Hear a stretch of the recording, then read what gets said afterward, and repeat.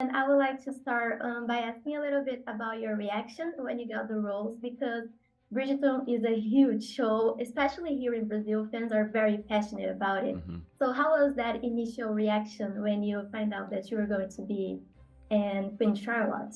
Disbelief. I didn't believe when I got off the phone with my agent. I didn't believe that he just told me that I was going to be part of this world, and it was incredibly exciting and overwhelming, and wanted to tell everyone, but couldn't tell anyone. Yeah, very similar. Mine was total disbelief, shock. But on the same day that I found out about the job, I had tested positive for COVID for the first time. So I initially I had COVID. I felt terrible. I got the call. I felt great. And then about 15 minutes later, I just started coughing all over again.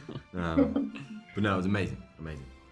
And Sam, you had a chance to talk to Hugh to know more about your character in the future, while Freddie couldn't do the same. So, how was to kind of build your characters having these different experiences?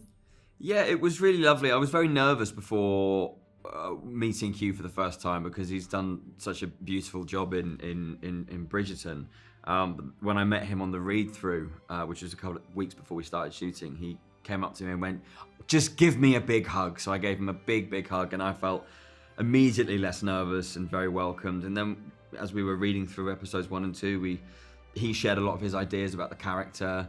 And I picked what I wanted from that to help with my performance. And then, him and our director, Tom Verica, said, but, you're creating the beginning of his life, so you've got a blank canvas to do your thing. So it was still very creative process while being informed by all the brilliant stuff that Hugh's done.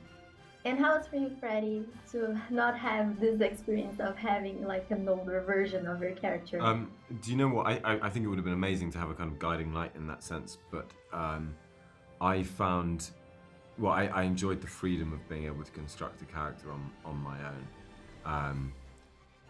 Yeah, I found that very empowering, and also it was my first ever job, really, so it was the first time doing it. So I think it, particularly in the Bridgerton world, because so many of my co-stars, strange word, had people to look to.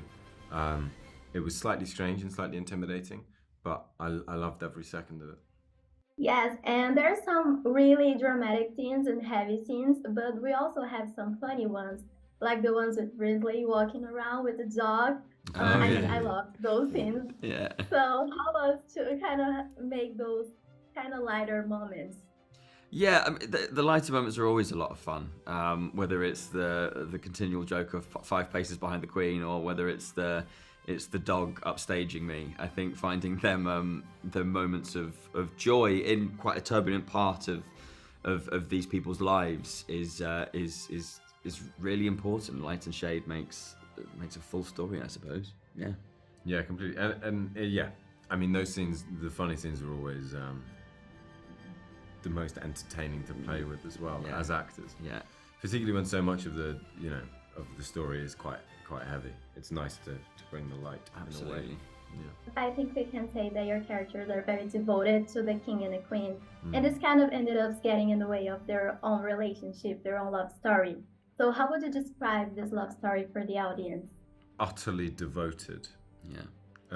I think it's a testament to how much Reynolds and Brimsley love each other. The difficulties that they have externally with Charlotte and George, respectively. The fact that they still push through and they still love each other. Sort of. I mean, there's that amazing scene in the bath, which I think they plan on spending their lifetimes together.